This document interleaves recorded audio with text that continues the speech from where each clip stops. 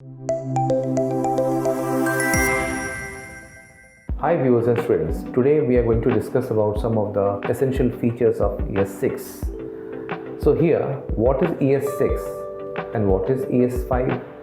So there is a difference in the versions. We say it's a versions of difference.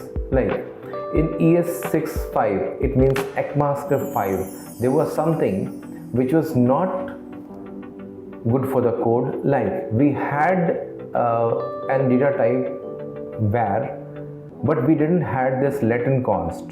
So in order to implement the security of a variables, EX6 came into existence and then it brought up let and const. So these type of features means the features that is going to implement in our JavaScript with a higher version, that is called the ECMAScript version 6. And today we are going to discuss some of the components that were introduced in ES6, that is the major things that were implemented in ES6. The first one is the let and const keywords, second was the arrow functions, third was the multi-line string functions, multi-line strings, default parameters, template literals, destructurings of array and objects, JSON objects, and enhanced object literals, promises, classes, modules. So these were the things that was being introduced in ES6 because there was some lag was there in the ES5. Now if we talk about some one by one, what are the ES6 features?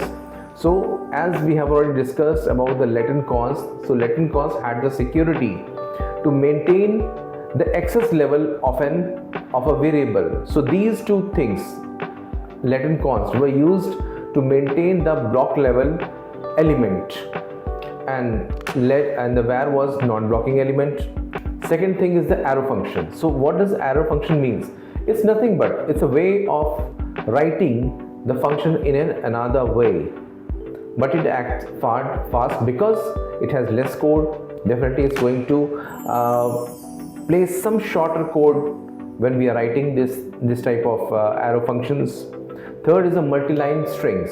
It means we are using here backtick to maintain to print out the multi-line strings in ES6. Default parameter, when we talk about the default parameter, you know that in the functions, when some variables parameters function value is missing, in order to complete that, the default parameters were introduced. And then the template literals means in order to use best uses of the variables of a JavaScript, we started using the template literals, and the format is dollar and curly braces. Destructuring of assignment, like let's suppose let's suppose that we have an JSON object or a JSON object where we have a key and value pair, and if we have a same key and value pair, so we can use a single key for the elements also. Promises, as you know, the promises are the more plays very crucial role in the working of React.js.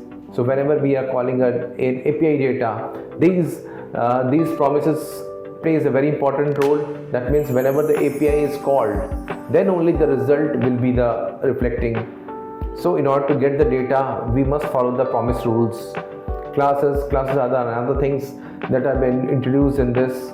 So classes are basically, it is used for the providing security to the variables, to the functions, to the inheritance concept, polymorphism concept, overriding concept. So these are things that were used in the classes.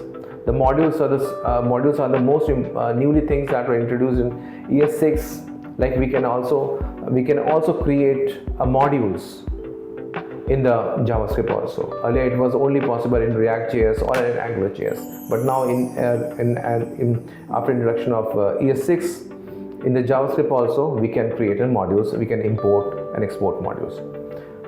So viewers, thank you for watching this type of videos, and if you have any question, you can comment, and you can write us on a help desk also, so that we can make a good videos, knowledgeable videos for you. Thank you. For free career counseling or demo sessions, call or WhatsApp on this number.